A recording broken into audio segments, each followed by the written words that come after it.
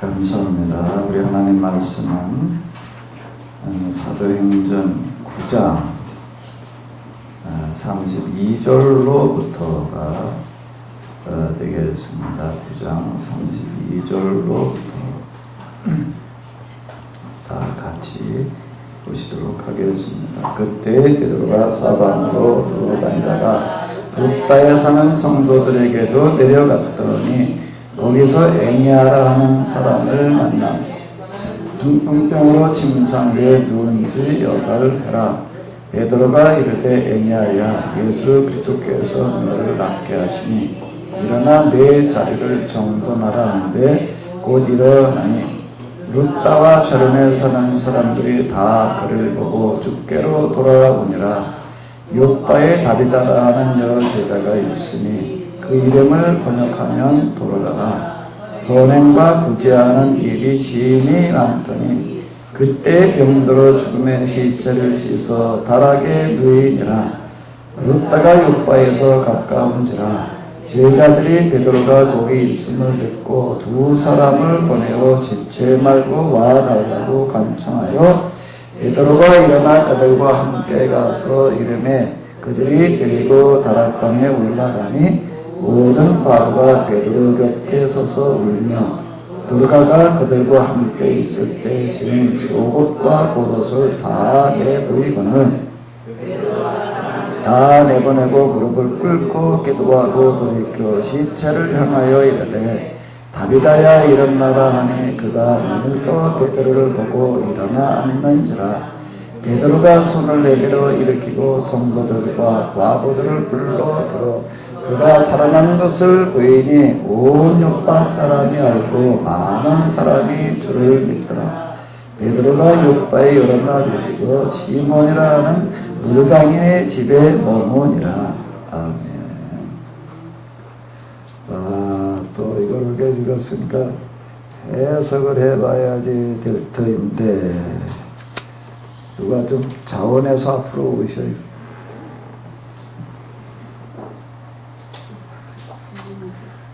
우 집사님이 오늘 안내위원인가요? 우 집사님 아주 준비하고 계셨네. 누가 한 번 더 나오셔야 되는데 우리 저기 박영래 권사님은 어디 가셨어요? 박영래 권사님 지난주 본래 하셨어야 되는데 못 하셨거든요. 일로 와요.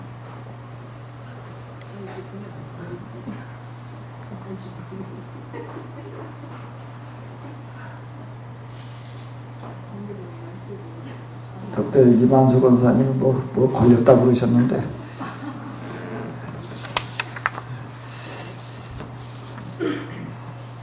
자 이제 우리가 좀 해석을 해봐야죠. 해석을 해봐야 될 텐데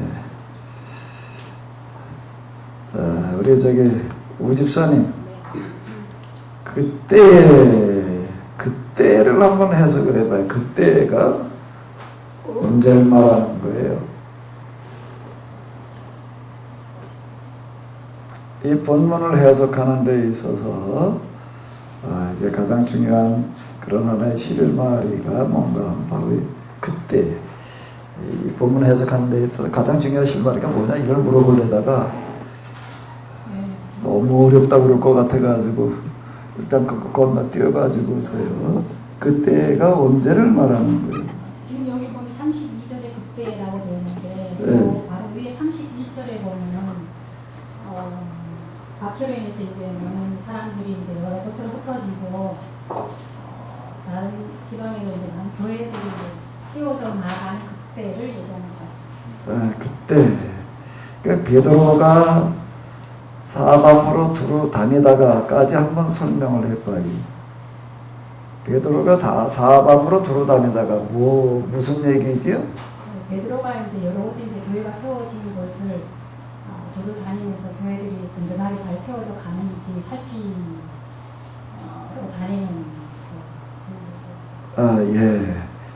아주 정확하게 얘기를 해주셨는데 박수 좀 한번 해주시기 바랍니다. 이 상황에 대한 이해가 먼저 필요한데요.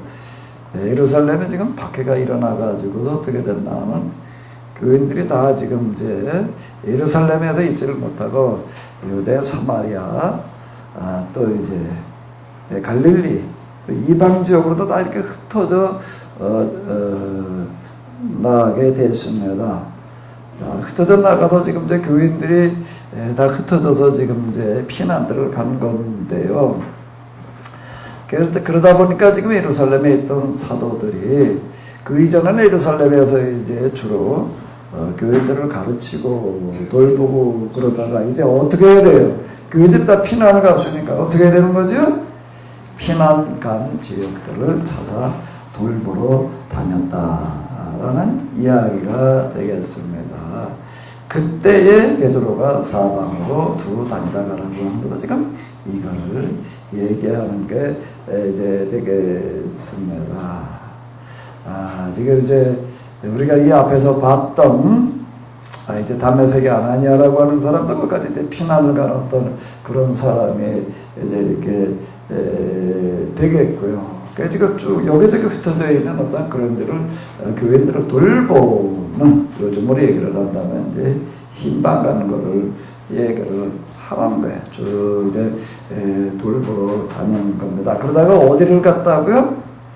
루다라고 하는 성도들에게도 내려갔더니 이렇게 얘기를 하고 있습니다. 저기 이제 루다라고 하는 곳에 이제 성도들이라고 나와 있는 걸 보게 되면 그래도 이제 어쨌든 정확하게 우리가 숫자를 얼마인지는 모르겠지만 여러 명의 사람들이 거기에 이제 가 있게 되었다라고 하는 것을 이제 이렇게 우리가 알 수가 있습니다. 거기에 갔더니 누구를 만나는 거예요? 애냐라고 하는 사람을 만났는데 그는 중풍병으로 침상에 누운 지 몇 년이라고요? 8해라.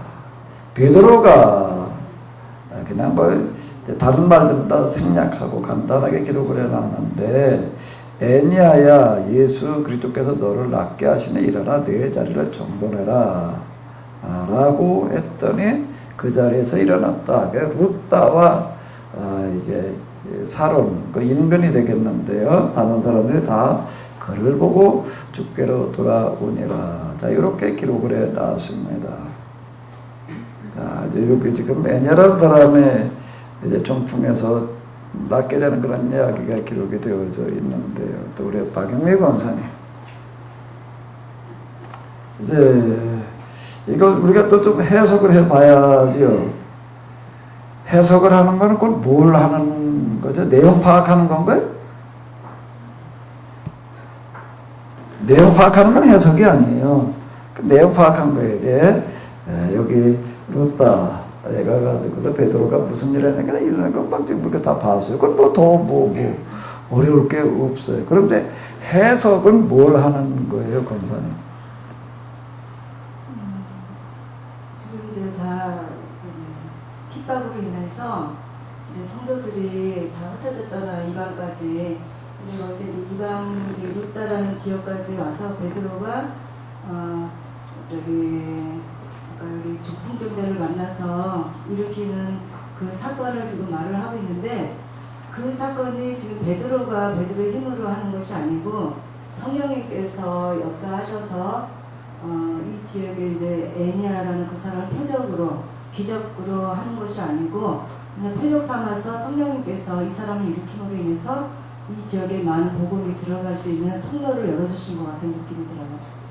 예. 제가 그건 내용을 이렇게 쭉 이제 감투로 잘 설명을 해주시는 또 이런 거거든요. 내용을 설명을 해주시는 거예요. 이제 해석은 뭘 하는 거지? 그럼 우금희 집사님 얘기를 해야 되는데, 우금희 집사님 해석을 하는 거는 뭘 하는 거예요? 우리가 내용은 이제 우리가 다 이렇게 알게 되죠. 해석을 한다라고 하는 거는 뭘 해야 되는 걸까요? 내용을 이해하고 난 다음에 그것이 무엇을 말하는지에 대해서 설명하는 것이 해석입니다. 그것이 무엇을 말하는지를 설명하려면 뭘 생각해 봐야 되지요?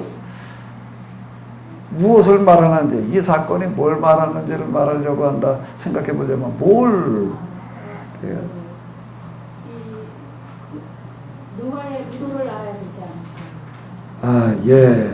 자, 무슨 얘기인가 하게 되면, 우리는 성경 읽어 내려가면서 그냥 별 생각 없이 읽어요. 별 생각 없이 그냥 줄을 그저 내용 파악하면서 그냥 이런 일이 일어났다. 도대체 이런 일이 있었다.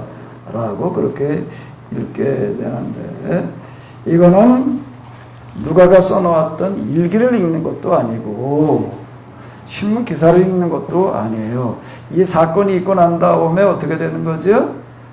오랜 시간이 지나고 난 다음에 가가지고 지금 이제 과거의 일을 지금 써내려 가는 겁니다. 과거의 일을 써내려가는데, 이거를 누가가 써내려갈 때에는 과거에 있었던 일들, 초대교회에 있었던 일들을 그냥 순서대로 대로 다 써놓자, 그런 의도를 가지고 쓰는 게 아니에요. 이제 우리나라의 조선시대 이렇게 보게 되면은 실록이라고 하는 게 있고, 또 이제 승정원 일기라고 하는 게 있습니다. 승정원 일기라고 하는 거는 뭔가 하게 되면은, 승지가 왕 옆에서 매일 기록을 하는 겁니다. 침상에서 일어나는 일 말고 누구 신하들을 만나고 뭐 저거 한 그런 임금의 하루하루 그가 하는 모든 일들을 다 기록을 해요. 어떤 신하하고 와가지고서 대화를 하게 되면 대화하는 내용까지 다 기록을 해 놓는 겁니다. 그게 원칙적으로 승지가 없이 단독으로 왕을 만나는 일 자체가 불가능할 정도로다가 제도를 그렇게 만들어 놨어요. 아무리 왕이라고 하더라도 특정한 신하와 비밀리에 만나가지고 비밀스러운 얘기를 해서는 안 된다. 자, 이런 뜻이 되는 거예요. 독대라고 하는 것 자체를 불가능하게 할 만큼 승자가 기록을 다 해놓습니다. 지금 우리가 읽고 있는 것은 그런 기록을 읽고 있는 게 아니에요. 그러니까 성경 읽을 때 제가 계속 반복해서 하는 이야기인데 성경은 거의 다 그렇습니다. 읽을 때는 꼭 뭘 생각하면서 읽어야 된다고요? 아, 이런 일이 있었다. 이게 무슨 뜻일까? 그거 이전에 뭘 생각해야 된다고요? 이걸 누가 썼는데? 누가가 썼는데, 누가는 지금 이 이야기를 여기서 왜 쓰고 있을까? 이걸 꼭 염두에 두어야 된다라고 하는 겁니다. 이건 아주 가장 기본적인 이야기예요. 우리가 성경 어느 부분을 읽더라도 다 마찬가지다라고 하는 겁니다. 근데 우리는 거의 그런 생각은 안 해요. 그냥 단지 이 이야기가 있다, 이게 무슨 뜻일까? 그냥 주로 이제 그러다 잘 모르는 건 이게 도대체 뭘까? 그냥 그렇게만 주로 이제 우리가 이야기하게 되는데, 누가는 여기다 이 이야기를 쓸 때 쓰는 이유와 목적이 있다라고 하는 겁니다.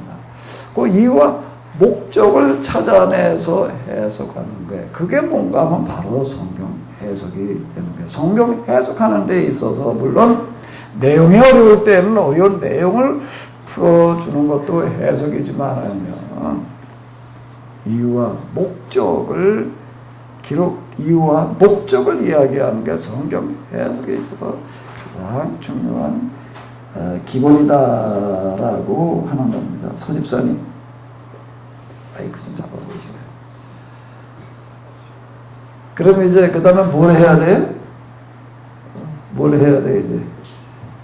해봐야 돼.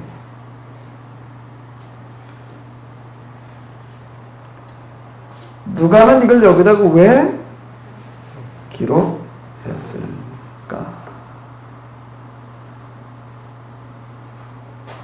서로 생각해 봐야죠? 그리고 얘기해 봐요.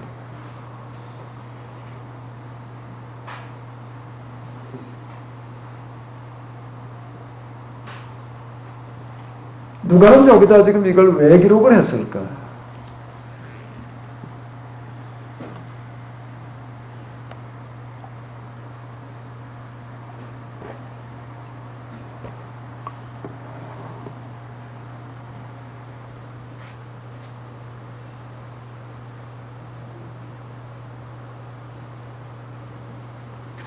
이 이야기, 그리고 뒤에 내려가면 이제 욥바에서 또 있었던, 그 이제 이번에 또 이제 죽은 사람이 살아나는 이야기, 이런 것들이 이제 연극부 기록이 되어져 있어요.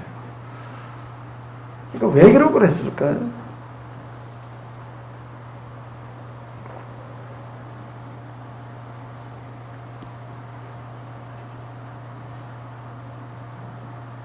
지금 박해를 받고 있으니까 성도들한테 힘내라고 하는 거예요. 아, 박해를 받고 있으니까 성도들에게 뭐 하라고요? 힘내라고. 그 힘내라는 얘기가 어디 있어요?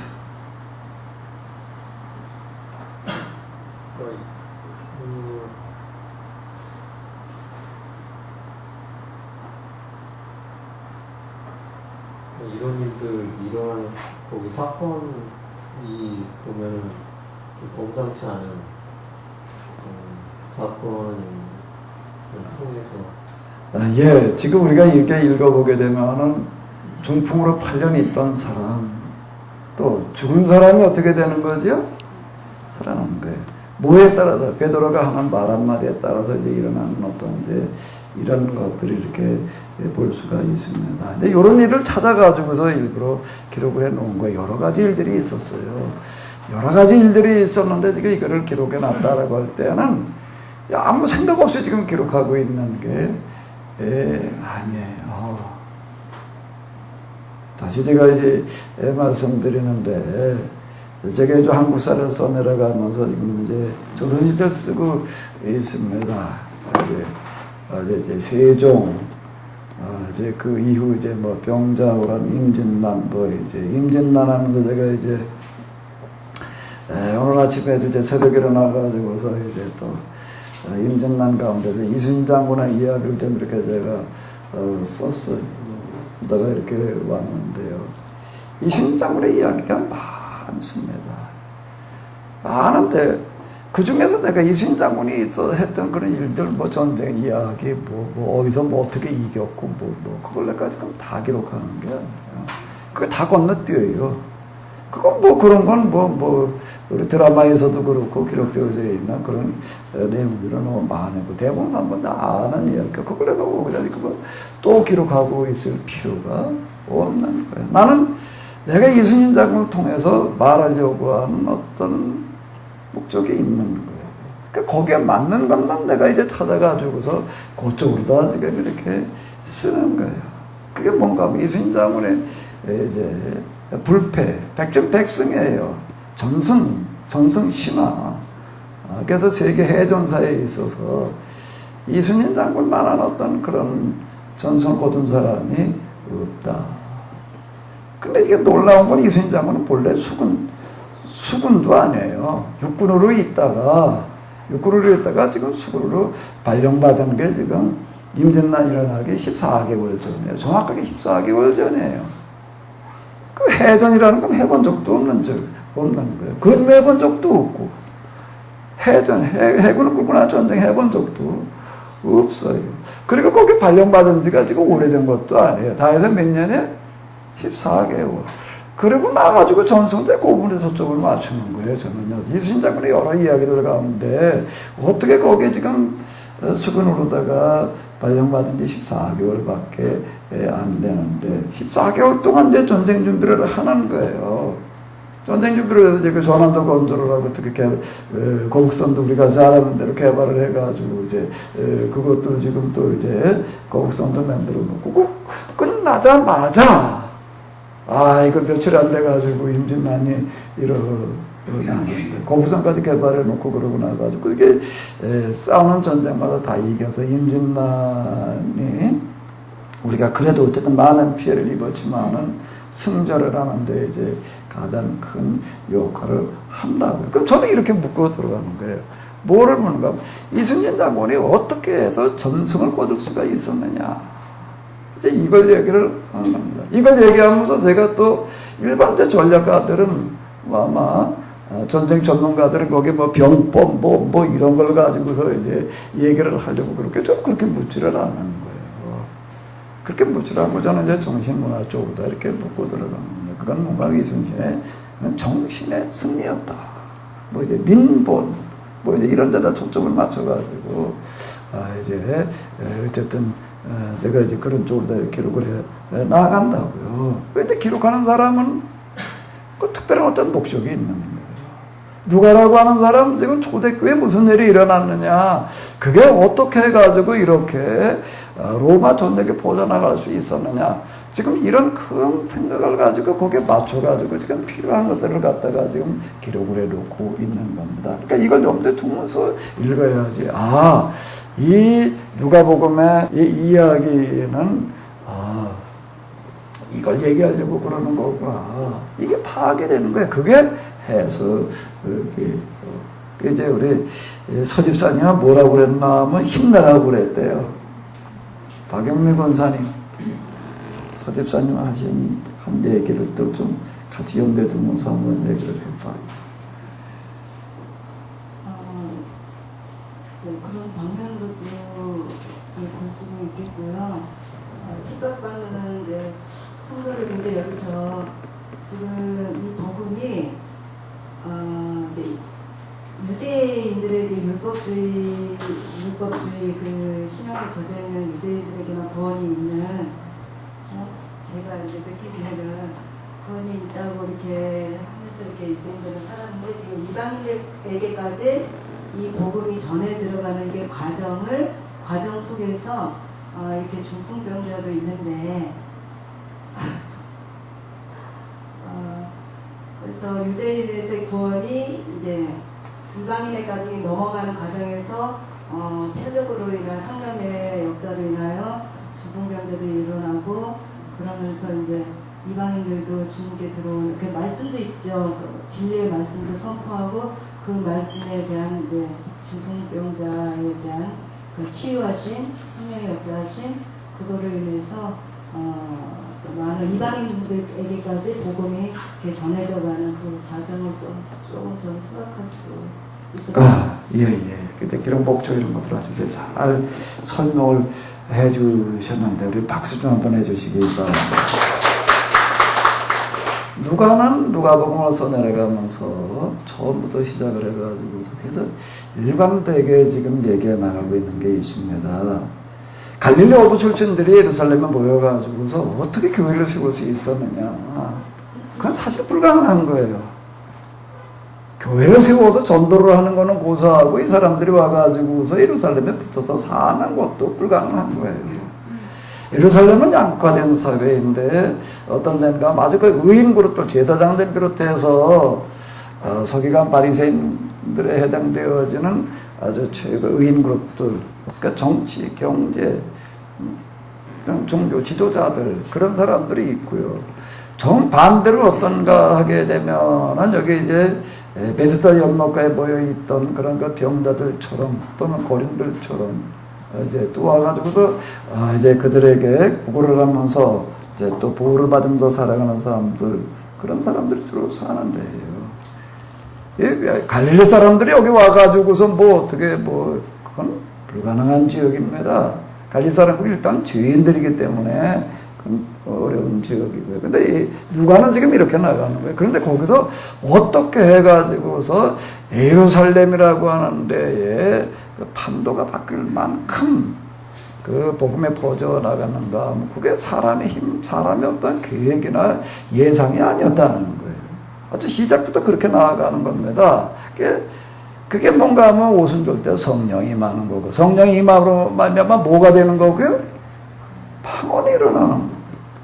그 방언이라고 하는 사건 때문에 거기에 와 있던 사람들이 다 놀라가지고 3천여 명이 자 이제 개종을 하는 그런 일들이 일어났다라고 하는 거고요. 그리고 또 예루살렘 주민들 하루 5천여 명의 교회로 돌아오는 일은 또 뭐 때문에 가능했다는 거죠? 뭐 때문에 가능했다라고 하는 거예요? 성전 비문에 있던 누구요? 날 때부터 걸어본 적이 없었던 40여 년 동안 걸어본 적이 없었던 태어날 때부터 안전병이었어요. 근데 이 사람이 베드로의 말 한마디에 그 자리에서 일어났다라고 하는 겁니다. 그리고 곧 기도하고 뛰게 되었다라고 하는 거예요. 그 이야기를 말하려고 하는 목적은 이 사람이 이렇게 건강하게 됐다라고 하는 걸 말하려고 하는 데 있는 게 아니에요. 그 사람을 통해 가지고서 무슨 일이 일어났다는 거죠? 5천여 명의 그날 교회로 돌아오는 일이 일어났다. 이걸 얘기를 하려고 그러는 거예요. 자, 근데 이제 그런데 거기 예루살렘에 핍박이 일어나가지고 이 사람들이 다 지금 피난을 갔습니다. 피난을 가다 보니까 이제 거기 이제 돌보러 이렇게 다녔는데, 그런데 지금 앞에서도 계속 지금 이제 얘기하는 건 뭔가 하게 되면은 교회들이 피난을 가가지고 있으면서도, 뭘 했다고 계속 반복해서 기록하고 있죠? 뭘 전했다고 그래요? 뭘 전했다고 그래요? 복음을 전했다고 그러나요? 복음 앞에다가 뭐라고 꼭 붙여놨어요? 기쁨의 복음을 전하는 일을 쉬지 않았다. 이렇게 꼭 기쁨의 복음이라고 이렇게 얘기를 해놨습니다. 꼭 기쁨이란 말을 왜 써놨을까, 우집사님? 기쁘니까 써놨겠지. 왜 그때 기쁨이라고 그랬을까? 그 사람들이 박해를 당하고 많은 곳으로 여러 곳으로 이제 흩어졌지만 그곳에 와서도 이제 모든 것을 다 포기하고 그곳에 기존에 살던 곳에 모든 것을 다 포기하고 다른 곳에 와서 살고 있지만 자기네들이 복음을 전해 듣고 살아가는 삶이 얼마나 기쁜지에 대해서 전합니다. 얼마나 기쁜지 얘기도 하겠고요. 사실 그 사람들이 이제 피난을 갔다라는 그런 이야기는 생활 기반부터 시작을 해가지고 다 잃어버리는 얘기를 하는 거예요. 사람이 당할 수 있는 가장 큰 어려움을 지금 당하는 것을 말하는 겁니다. 당할 수 있는 가장 큰 어려움을 당하는 거고, 일부는 죽임을 당하고 지금 그런 상황인 거예요. 여러분들이 그런 일을 한번 당했다고 생각을 해보세요. 그러니까 갑자기 뭐가 되는 거고, 똑같은 거 하면 난민 되는 거고, 똑같은 거예요. 우리 일제 때 저희 부모님들 얘기하시는 걸 보게 되면 그냥, 전쟁 난 줄도 모르고 있다가 피난민들이 그냥 뿌옇뿌옇 내려오니까 전쟁 났다. 이제 그 사람들이 전하는 얘기를 듣고서 부랴부랴 가지고서 짐 싸가지고 그냥 나 좀 내려갔다. 그런 얘기 이렇게 하더라고요. 꼭 싸가지고 간다는 게 그냥 생활도구 좀 싸가지고 그냥 그러고 이제 가는 거죠. 그리고 나서 피난들이 얘기하는 거야.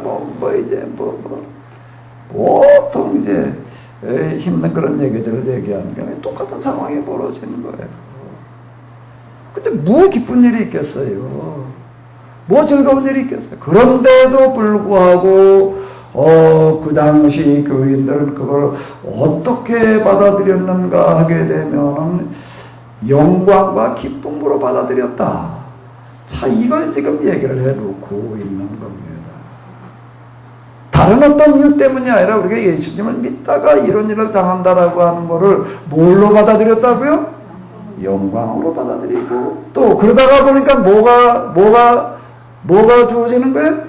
기쁨이죠. 그래서 기쁨의 복음이라고 이렇게 계속 힘주어서 이야기하고 있습니다. 거기다 기쁨이라는 글자를 집어넣는 거라뇨. 아무 생각 없이 그냥 집어넣는 게 그건 절대 아닌 게 그 당시 상황을 그대로 지금 이야기하는 겁니다.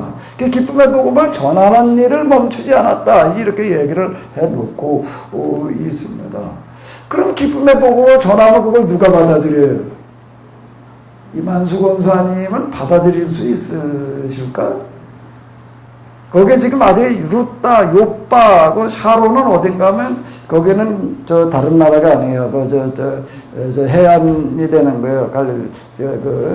지중해 그 해안이 되는 거거든요. 그러니까 거기는 갈릴리하고 유다 저거 사이쯤 되는 그 해변 쪽이라고요. 그런데 거기 이렇게 보니까 이제 피난민들이 왔어요. 왔는데 뭔가 예수님 믿다가 다 쫓겨나가지고서 그냥 보따리 하나씩 들고 온 거예요. 와가지고 어떻게 살아야 돼요? 어떻게 살아? 거기다 완전 밑바닥을 사는 거죠. 완전 밑바닥에 살면서 기쁨으로 그냥 그러면서 이 복음을 전하면서 믿으라고 그래요. 예수님 믿고 구원 받으래요. 이만수 권사님은 어떻게 할 거예요, 그러면? 예? 이걸 받아들이면 어떻게 되는 거기 때문에 똑같이 보여주는 거예요. 어떻게 이 복음을 받아들이면 어떻게 된다? 어떻게 된다는 거예요. 얘기 들어보니까 나무함께 죽었대.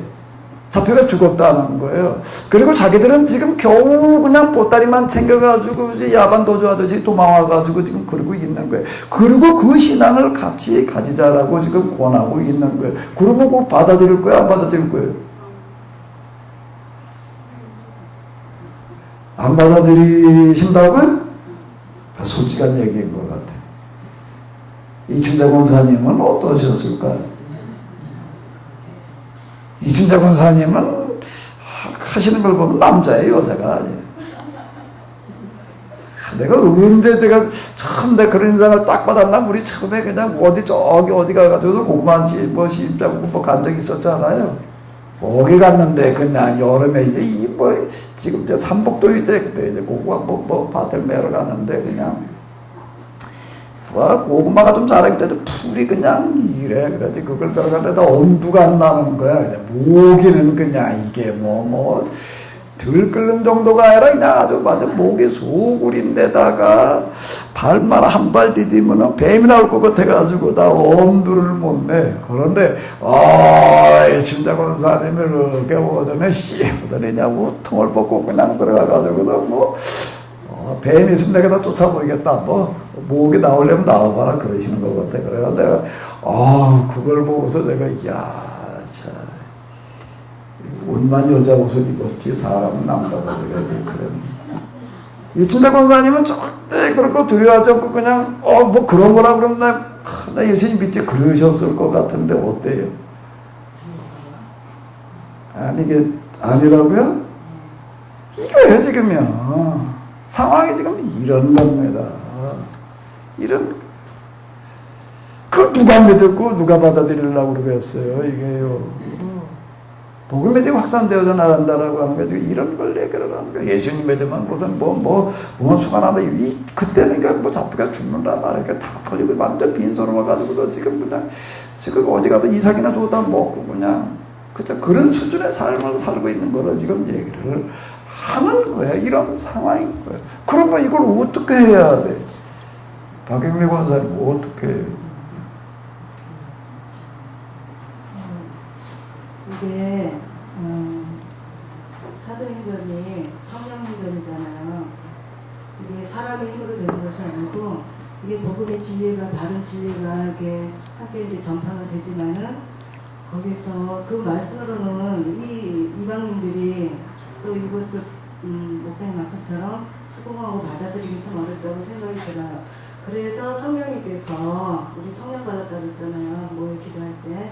그래서 성령님께서 같이 이제 동행하셔서 거기서 표적을 일으키시고 그럴 때 많은 이방인들도 저 복음이 참 복음이구나 이들을 확신에 차고 목숨까지 내놓고 그 복음을 전하는 가운데 성령님도 역사하셔서 거기에 반응을 해주시고 표적을 거기에 확증을 해주시니까 그 이방인들도 또 참 하나님을 말씀도 그 말씀에 이제 동의할 수 있는 그런 지경까지 간 것 같습니다. 예, 그래서 지금 잘 얘기를 해주시는데 35절 보게 되면 루다와 어디에 사는 사람이요?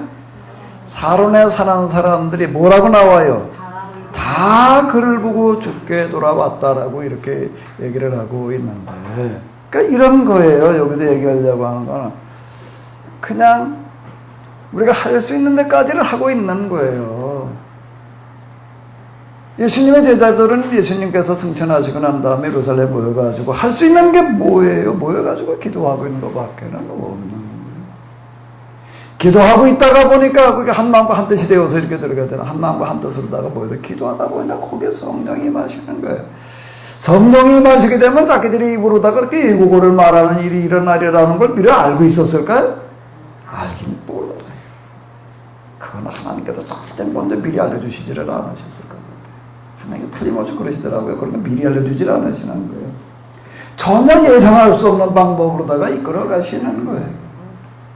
그래가지고 많은 사람들 놀래가지고 예수님께서 돌아오는 일들이 일어났던 어떤 이런 걸 이렇게 볼 수가 있는데, 요거 지금 피난 간 사람들도 마찬가지예요. 가가지고서 지금 어떻게 하고 있는가 하게 되면 그냥 기쁨으로 살아가고 있는 거예요. 기쁨으로 그냥 살고 있는 거예요. 전한다라고 해봐야 이게 전한다고 해도 그걸 받아들인다는 건 어려운 얘기고요. 그냥 기쁨으로 뭘 하고 있는 거라고요? 기쁨으로 어떻게 하고 있는 거라고요? 살고 있는 거예요. 그들 물어요.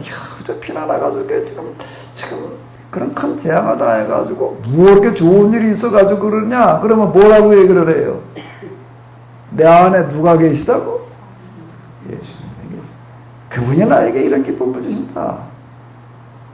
달리 기뻐할 이유가 없는, 그게 전부에 그 이상 뭐 할 수 있는 게 사실은 없는 거예요.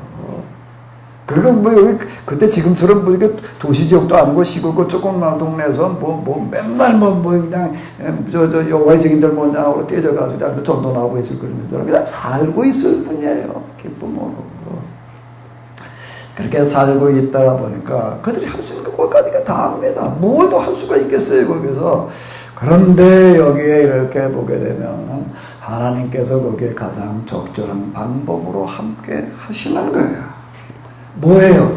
뭐에? 그들이 기쁨으로 지금 기쁠 수 없는 상황인데도 불구하고 기쁨으로 살아가고 있는 그 모습 속에 그러니까 기쁨의 복음을 전했다고 이렇게 지금 얘기를 하고 있는 거예요. 한번 여러분들 이런 몸 앞에서 생각을 해봐요. 나는 지난 한 주일 동안 내가 얼마나 기쁘게 내가 살았는가. 아니 뭐 기쁠 일이 있어야 기쁘지 아마 그런 생각이 드실 거예요. 뭐 그렇게 기뻐할 일이 런던에서 화재가 났대나 뭐 그래가지고 아주 앞에서 통째로 타는 뭐 그런 거 잠깐 이렇게 화면에서 좀 이렇게 봤는데 뭐 기뻐할 이유가 있어야 기쁘지. 이 사람도 기뻐할 이유가 뭐 있었나? 기뻐할 이유라고 하는 건 한 가지예요. 내가 예수님 믿고 있다라고 하는 그거 이외에는 그것 때문에 그들은 무슨 수가 난 게 아니라 수가 나긴 났지. 무슨 수가 나갔어요? 망하는 수가 났지. 특별히 망하는 수가 난 거예요. 특별히 어려움을 겪고 있는 거예요 지금. 무슨 좋은 쪽으로 수가 난 게 아닌 거예요. 그런데 그들은 거기서 기쁨의 삶을 살아가고 있는 거예요. 거기에 함께 하신 거고 거기서 기적이 일어나는 겁니다. 그 지난 한 주일 동안 어떻게 사셨어요? 우금민 집사님. 기쁜 마음으로 열심히 살려고 노력했습니다. 노력한 거예요? 기쁘게 산 거예요? 기쁘게 살았습니다. 하나님 잘 섬기셨어요? 예, 최선을 다해서 잘 섬겼습니다. 우리 집사님은 하나님 잘 섬겼다니까 무슨 얘기인지 잘 못 알아들으실 수 있을지도 몰라요. 하나님 섬겼다는 게 뭐 했다는 얘기예요? 구체적으로 얘기를 해봐요. 저희 남편님과 어제는 또 저희 시아버님의 팔순이어서 온 식구들이 다 모이는 날이었습니다. 그래서 이제 하나님을 섬기고 기쁜 마음으로 모든 식구들을 잘 섬겼습니다. 제가 지난번에 우리 집사님 신방을 가가지고 제가 이제 주 상황을 둘러보고서 제가 한 얘기예요. 하나님 잘 섬겨라. 뭘로? 아직 교회도 안 다니고 그냥 맨날 술로 살고 뭐 어쩌고 그러고 한대나 이래가지고 그게 제일 힘들지요. 그런데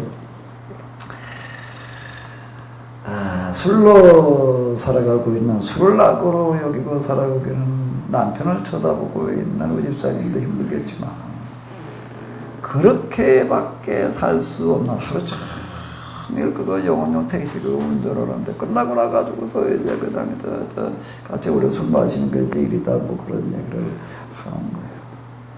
그렇게 살 수밖에 없는 남편은 지금 훨씬 더 힘들다.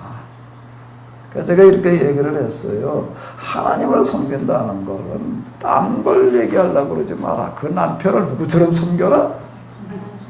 누구처럼 섬겨라? 하나님처럼 섬겨라 그랬더니 그래도 못하겠다고 그러질 않고 아멘 그러더라고요. 그 요즘 제가 이제 이따가 물어봐요. 하나님 잘 계시냐?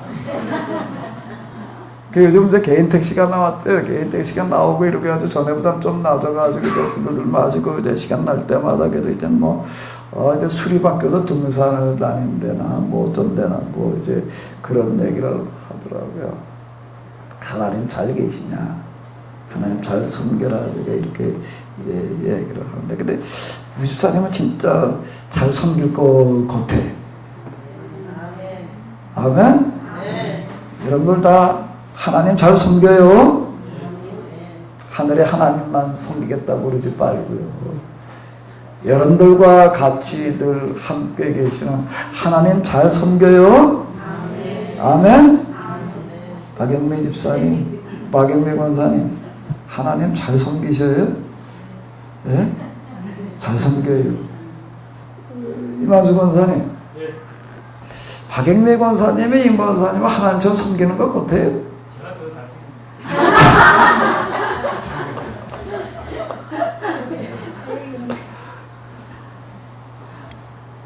임 권사님 더 잘 섬기신다고? 맞아요? 맞대요. 우리 두 분을 위해서도 박수 좀 쳐줘요.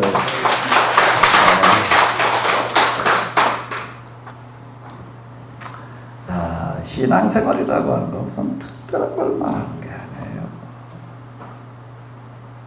특별한 걸 말하는 게 하나님이 되니까 나에게도 뭐 특별한 일이 나가지고 뭐 특별히 어떻게 내가 이렇게 생각하는 식으로다가 뭘 어떻게 되어져 가기만을 자꾸 기대하는 그런 경우들이 많이 있습니다. 지금 그냥 여러분들이 처해 있는 상황 속에서 기쁨으로 살아요. 아멘? 기쁨으로 살아요. 그게 초대교회의 비밀이었어요. 로마 제국의 국교가 되는데 1등 공신은 바로 이 기쁨의 삶이었어요. 다른 어떤 이유가 아니라 예수님을 내가 믿고 있다라고 하는 그 이유 하나만으로 기쁨에 넘치는 거예요. 기뻐할 수 있는 여건, 상황, 조건이 아닌 거예요. 다른 어떤 게 없어요. 그냥 예수님의 내 안에 계시다라고 하는 그 이유 하나만으로 기쁜 거예요. 제가 이제 여러분들한테 몇 번 얘기 드렸을 텐데 또 한 번 반복할게요. 저희 지방에 이제 가끔 1년에 한 번씩 연합 집회를 하는데 오셨던 강사님들이 이제 여러분들 계시는데 김양한 목사님이라 가지고 와가지고 하신 그런 그 이야기 가운데서 몇 개는 되게 기억나는 게 있어요. 기억나는 게 있는데 무슨 얘기를 하는가 하면 무슨 선교를 제일 많이 한 어떤 목사님 얘기를 하면서 그 목사님이 신학교 졸업하고 처음 어디 목회를 나가서 이제 첫 신방을 하는 첫 신방을 이제 쭉 교회들을 다니면서 이렇게 했는데 미국 얘기예요. 우리나라 얘기가 아니고 근데 어떤 그 할머니한테 신방을 가야 될 텐데 여기는 영 자신이 없어가지고 매 뒤로 다 돌려놨다는 거야. 왜 자신이 안 나와? 그 집에 가가지고도 도대체 뭐라고 내가 말을 해줄 때게 우리 처음 이제 목회를 가면 이제 그렇습니다. 저 집에 목회를 때 신방을 간다. 그러면 이제 그 사람이 이러니까 이제 가서 내가 찬송을 뭘 부를까, 성경은 뭘 볼까, 막 준비를 해가지고 다녀요. 처음에 이제 그래요. 근데 이제 그게 한 10년, 20년, 30년쯤 되면 이제 그런 걸 안 합니다. 그런 걸 안 하고 그냥 가요. 그냥 가가지고서 어떻게 하나 가가지고 기도하고 찬송 이제 좀 부르고 이러고 하다가 보게 되면은 뭐가 있냐면 어떤 거기에서만 생기는 노하우가 있어요. 근데 계속 이렇게 하다가 보게 되면 이제 그렇게 해야 되는데 오늘 하나님께서 이 가정에다가 내가 어떤 말씀을 하시기를 원하실까? 하나님께서 지금 이 가정에 지금 이 순간에 필요하신 걸 어떤 걸까지 이걸 생각을 하게 됩니다. 그래가지고 그걸 가지고 이렇게 얘기를 이렇게 그래 나중에 보게 되면요, 제가 미리 준비해가지고 간 것보다 훨씬 난 경우가 많아요. 지난번 우리 저기 최문산이 어머니 돌아가셨을 때 그 장례식장을 갔더니 또 교인들하고 같이 이렇게 갔더니 또 예배를 드려달라고 또 그러시더라고. 그러니까 뭐 못한다고 할 수는 없고. 그 예배 드리면서 저 준비까지 한 거 하나도 없어요. 성경을 어디를 보는 게 좋을까? 기도하면서 이제 그런 거예요. 찬송을 뭘 부를까 그러다가 그 돌아가신 그 어머니가 좋아하신 찬송이 뭐였나 그랬더니 또 뭐라고 얘기를 하더라고요. 그거 부르면서 기도합니다. 하나님 지금 이 상황에서 뭐가 좋겠습니까? 제가 그러다가요 물어보고 싶어서요. 찬송을 뭘 좋아하셨나 그러니까 411장이었나? 뭐였나? 그러시더라고요. 성경도 물어보고 싶었는데요. 어머니가 좋아하신 성경이 뭐였냐 그렇게 물어보고 싶은데 모른다고 그러면은 좀 무안할 것 같아가지고 내가 사실 못 물어봤다고. 물어볼까 말까 그러다가 그 최고사님 그때으면 내가 물어볼 텐데 그 동생들이라고 뭐 줄을 했는데 그나 처음 본 사람들인데 어머니서 와도 성경 보여나 모르겠는데 그러면 이거 좀 그럴 것 같아가지고 내가 못 물어보고 시편 1편을 가지고 쭉 얘기하다가 제 상황이랑 쭉 얼굴 표정이랑 들여다보다 보니까는 시편 1편에 좋겠다 싶어가지고 이제 그걸 가지고 좀 얘기를 했어요. 끝나고 났더니 최고사님 동생 남동생이 저보고 뭐라고 목사님 우리 어머니가 제일 좋아하시던 성경이 시편 1편이에요. 여기 보세요. 그리고 영정 앞에 성경을 펼쳐놨는데 시편 1편이 펼쳐져 있더라고요. 우리 어머니가 제일 좋아하시던 성경이 이거였대. 게다가 참 하나님께서 그냥 적절하게 인도해 주셨다. 이렇게 제가 생각하고 사실 목회 오래 하다 보게 되면 그걸 비슷한 경우가 참 많습니다. 그게 준비해가지고 가는 것보다요. 가가지고 하나님께 주시는 쪽에 의지하는 어떤 이제 그런 게 좀 이제 있게 되고 이제 그러는데요. 우리가 정말로 여기서 해야 될 가장 큰 일은 매 순간 다른 어떤 이유가 아니라 예수님의 내 안에 계시다는 것 때문에 기뻐할 수 있어야 되는 줄로 믿습니다.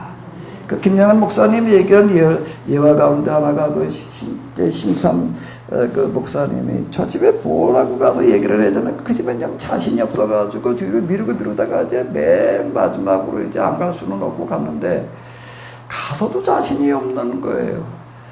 가가지고서도 자신이 없는 게 뭔가 미 할머니는 혼자 사는데 흑인인데 또 눈을 멀어가지고 보지를 못하는 거예요. 하나 가난하게 혼자 그리고 그냥 뭐 가족이고 뭐고 아무도 없었다는 거예요. 그리고 혼자 사는 거예요. 그 집에 가서 뭐라고 할 말이 없었다는 거예요. 가가지고 돌아왔는데 문 앞에 서가지고서도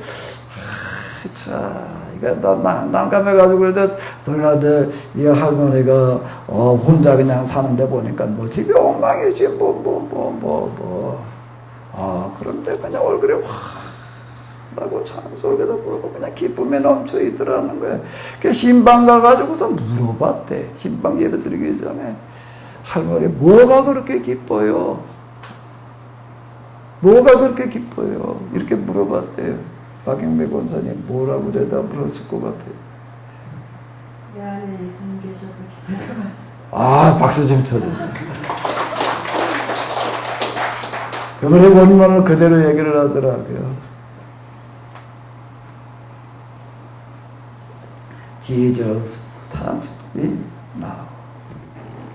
예수님께서 지금 내 마음을 만져주고 계시다.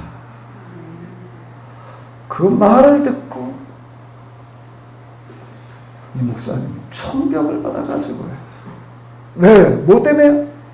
자기는 그 안에 그런 기분이 없거든요.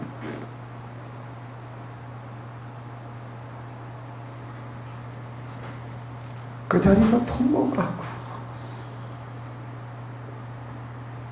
나와가지고서도 신발 끝나고 집으로 갈 텐데 집으로 들어가지를 못하고 교회에 가가지고 강례성에 앞에 꿇어 들어가가지고 뭐라고 계속 맨날 며칠을 한마디를 외쳤다는 거예요. 나는 가짜입니다. 나는 가짜입니다.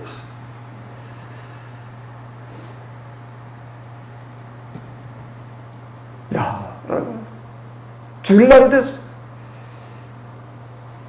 주일날이 돼서 이제 교회들이 예배를 드리러 온 거예요. 예배를 듣는 목사님이 가운데서 혼자 앉아가지고서 그냥 기도를 하면서 예배 시간이 11시가 넘어가는데 예배 드릴 생각을 안 하는 거예요. 교회들이 기다리다 못해 올라가지고 목사님 예배 시간 지금 한참 지났는데 난 예배를 인도할 자격이 난 없습니다. 난 가짜이기 때문입니다.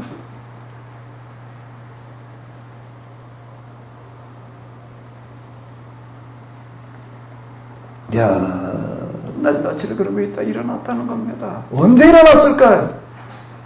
언제 일어났을까요? 그리고 그 이후 그분이 가장 선교를 많이 한 목사님이 됐다. 언제 일어났을까요?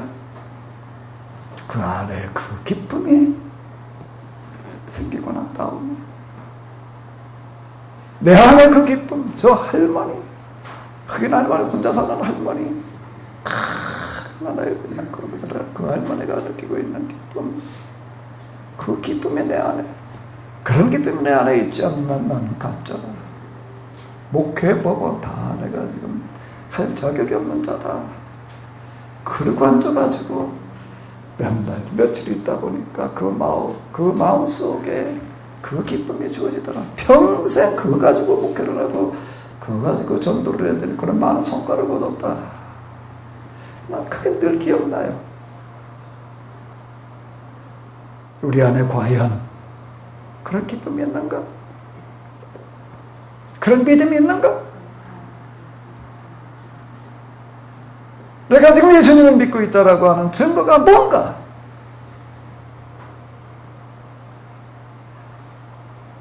사람들이 나를 볼 때, 내 얼굴을 볼 때 어떤 느낌들을 받게 할 건가?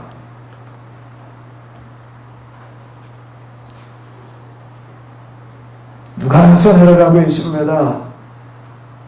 기쁨의 복음을 전하는 일을 휴지 않았다. 그 이야기를 조금만 써내려가고 있는 거예요.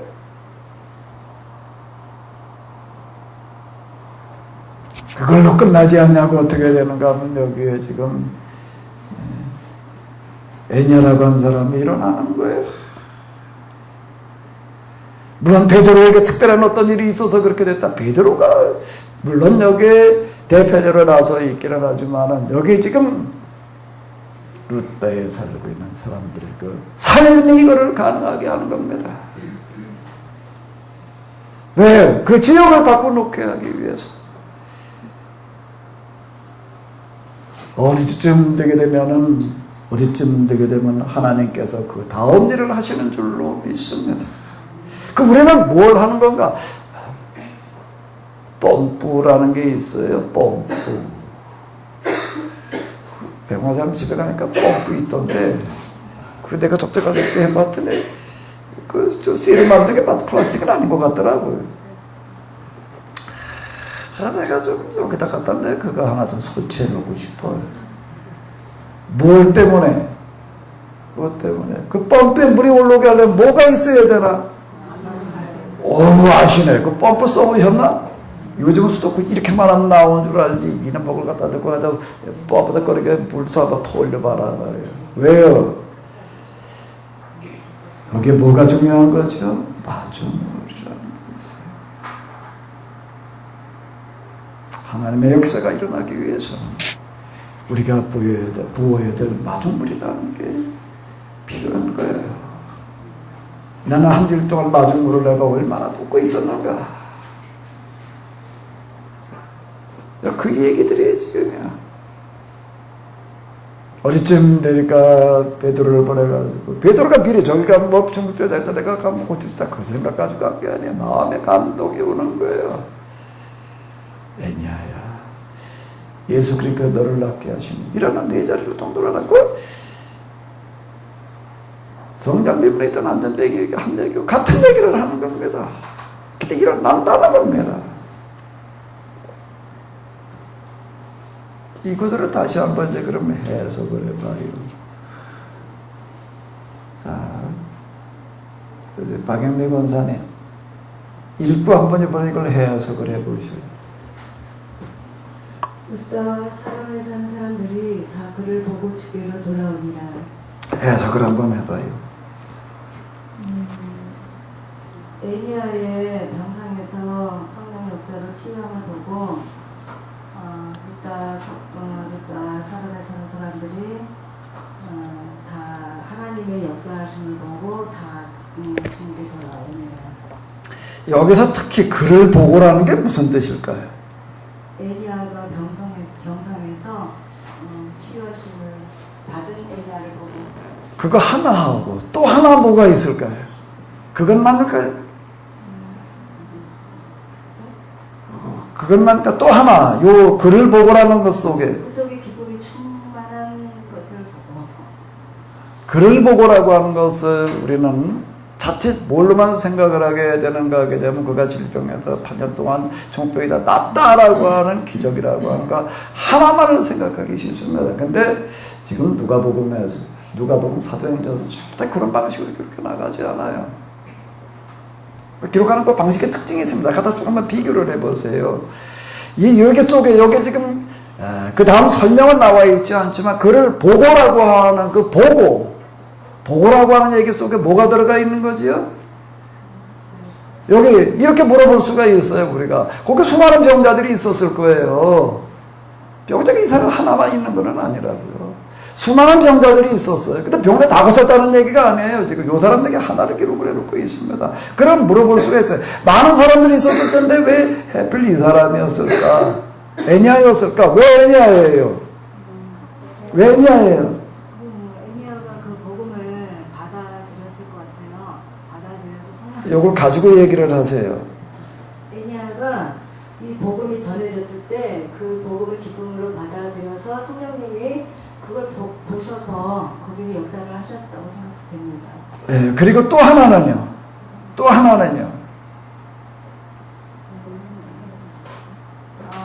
애니아가 평상시에 그의 삶이 하나님 보시기에 합당한 삶을 살아서 그렇게 또 하나. 오집사님. 그런 거 다 포함되는데 또 하나. 애니아가 고심을 받고 이제 고심을 받고 난 다음에 어떤 삶을 살았는지 그것을 보고 지금 이제 몇십 년이 지나고 난 다음에 지금 사도행전을 기록을 하는 겁니다. 사도행전을 기록을 할 때 몇십 년이 지금 지나고 난 다음에 기록을 하는 거거든요. 이 사건이 있고 난 다음에 기록을 해 나갈 때 누가가 이 애냐의 이야기를 쓰게 된 계기와 동기가 뭐 때문이었을까요? 이런 때 있었으니까 물론이에요. 또 하나 있어요. 뭐 때문이었을까요? 어떤 이유 때문이었을 것 같아요? 기록을 하고 써내려갈 그쯤 애냐라고 하는 사람은 널리 알려진 사람이었다라고 하는 겁니다. 뭘로요?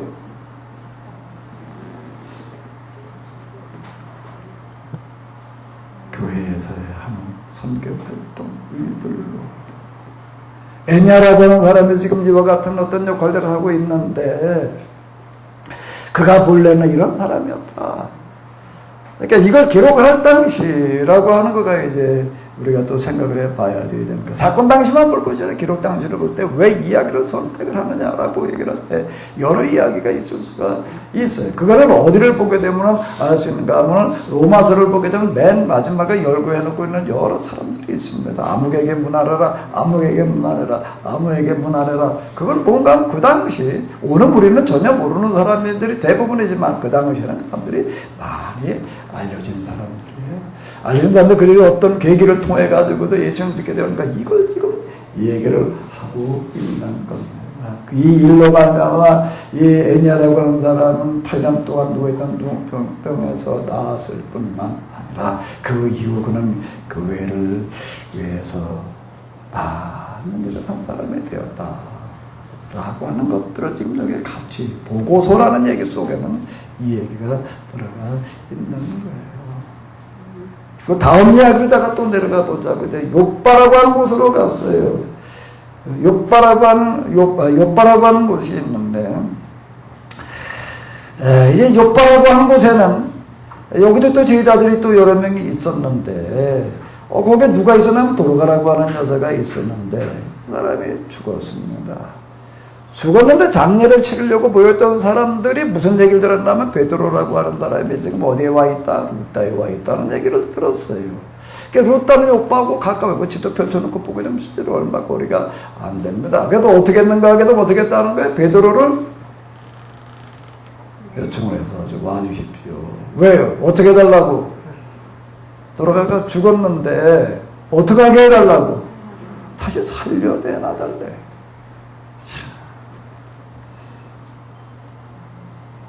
다시 살려달라는 거예요. 왜요? 살려달라는데 왜 살려줘요? 그럼 베드로가 글쎄 아마 그런 요청 받은 적이 있었나 모르겠는데 이렇게 사람이 죽었는데 와서 살려주십시오. 병 들었는데 와서 기도 좀 해주십시오. 그건 몰라도 죽었는데 와서 살려내달라. 이거 쉬운 얘기가 아닌 거예요. 아니 살려내달라고 그러는 사람들이 참 이게 무모하게 짝이 없는 거야. 죽은 사람은 살려내야 되니. 죽은 사람은 살려내라는 거예요. 근데 왜 죽은 사람은 살려내라고 그랬죠? 소집사님. 죽은 사람 왜 살려내라고 그랬어요?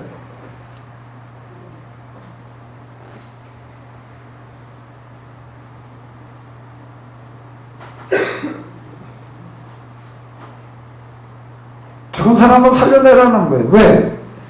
이유가 뭐예요? 베드로가 도착을 했더니 이런 이유 때문에 이 사람은 다시 좀 살려줘야 되겠다고 나오는 거예요. 뭐 때문이죠? 그 말을 듣고 베드로가요 감동이 돼가지고요 다 나가라 그러고 다 나가라 그러고 이제 앉아서 진짜 기도를 하고 그러고 나서 그 다음에 뭐라고 얘기를 하고 있는가 하게 되면 무릎을 꿇고 기도하고 이 얘기는 진짜 간절하게 기도했다는 그런 얘기가 되는 거예요. 뭔가 그걸 그렇게 기도하게끔 불가능한 일이라 같으면 도전해 봐야 되겠다, 도전할 수밖에 없다라고 그 감동을 시킨 뭔가가 있는 거예요. 그러고서 다비다야 일어나라 그랬더니 일어났다. 뭐가 그렇게 베드로가 감동이 된 거예요? 뭔지는 모르겠는데 저기 39절 끝에 보면 베드로가 그 모든 과부가 베드로 곁에 서서 울며 도르가가 그들과 함께 있을 때 지은 속옷과 겉옷을 다 내고. 그러면서 여기 또 뭐라고 도르가를 어떻게 설명하고 있죠? 선행과 구제하는 일이 힘이 많은데 힘이 많았는데 그 중에 하나가 뭔가 하게 되면은 과부라는 그런 이야기가 지금 여기 과부들 모든 과부 이렇게 지금 얘기가 나오고 있습니다. 헐벗고 먹을 것도 없는 사람들이 어떻게 뭐 옷을 챙겨 입고 그럴 방법이 없는 거예요. 먹을 것을 챙겨주는 것과 더불어 가지고 뭘 만들어줬다는 얘기예요? 속옷, 겉옷을 만들어주는 일을 이렇게 많이 했다라고 하는 거예요. 그러다 그 도르가가 죽었어요. 장례를 치르는데 모여있는 사람들이 다 도르가가 해준 거를 옷을 입고는 주로 과부들, 먹기다들 이런 사람들 모여가지고서 안타까운 마음으로 장례식을 치르려고 그러다가 베드로가 지금 거기 와가지고 또 애니아라는 사람을 일으켰다 못했다 이런 얘기를 소문을 듣고 야 우리가 그냥 있을 수 없다. 베드로를 우리가 요청을 하자. 그리고 이렇게 얘기를 하는 거예요. 이 사람 우리가 그냥 이렇게 좀 보낼 수가 없습니다. 다시 살아났다.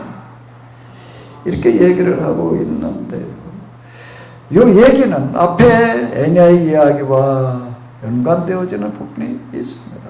하나님께서 그러면 이 도르가를 왜 살리셨을까? 우집사님.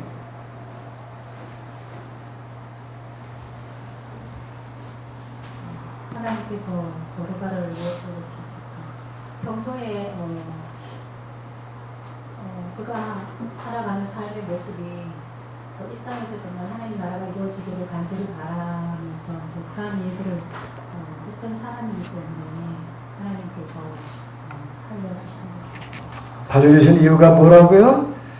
그동안 선행과 구제가 힘이 많더니 누구도 돌아보지 않은 과부들에게 겉옷과 속옷을 해 입히는 그 일을 어떻게 하라고 계속 왜 여기 애니아라고 하는 8년 동안 종병으로 누워있던 사람을 살리셨을까요? 왜 일어나 걷게 하시는 거죠? 뭘 하라고요? 뭘 하라고요? 왜 이야기를 기록했느냐? 그리고 이 기록한 당시에 이 사람은 많이 알려진 사람이었을 수 있다. 이건 물론 추정이에요. 추정인데 그걸 그렇게 얘기할 수 있는가? 목적이 뭔가 하게 되면 이 사람 건강해지는 것 자체에 있는 게 아닌 거예요. 그 건강해진 걸 통해서 물론 사람들에게 그걸 보여주는 어떤 하나의 증거가 되는 것도 되지만은요, 더 중요한 거는 뭐가 되는 거라고요? 그 기쁨의 복음의 삶을 살아갈 수 있는 기회를 주시는 거예요. 지금도 우리에게는 마찬가지입니다. 한 주일 동안 이제 다시금 나가서 삶을 살아가실 때 다 여러분들이 누가 되셔야 되겠어요?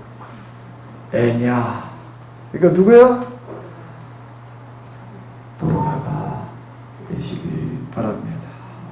이뿐만 이름은 여기 나와 있지 않지만 여기 보게 되면 성도들에게도 내려갔더니 제자들이,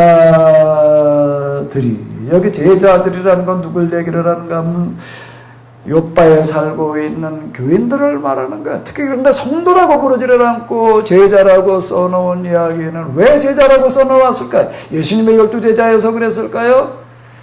성도들 가운데에서 정말로 더 모범적으로 신앙생활을 하고 그리스도의 모습을 보여주고 있는 사람, 그게 제자.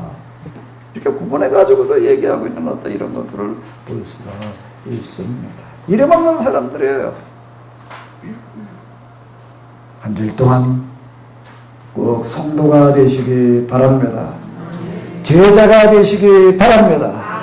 예배당에 나왔다가 그냥 또 가서 그저 다음 주에 와야 될 그런 신앙생활하는 그런 성도, 그런 제자 말고 여러분들의 모습을 보고서 이야, 저 사람은 얼굴에 그냥 쓰여져 있구나. 뭐가? 기쁨이. 우리를 스쳐가고 있는 많은 사람들 요즘 이렇게 보게 되면 다 정신병동에 살고 있어요.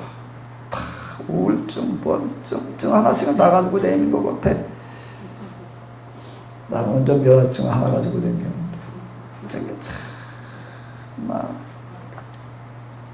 그 사람들이 의문을 가질 만큼 저 사람은 도대체 무엇 때문에 저렇게 얼굴이 저렇게 기쁨에 넘칠까? 누가복음은 누가는 지금 사도행전에서 이걸 기록을 해놓고 있습니다. 그런 사람들의 이야기를 골라서 기록을 해놓고 있는 거예요. 딴 어떤 것 말고, 다른 어떤 이유와 조건 말고 예수님께서 내 안에 지금 계시더라고 하는 그 이유 하나만으로 한 주일 우리 모두의 삶이 기쁨과 하나님 나라가 임하는 그런 삶이 되어야 될 줄로 믿습니다.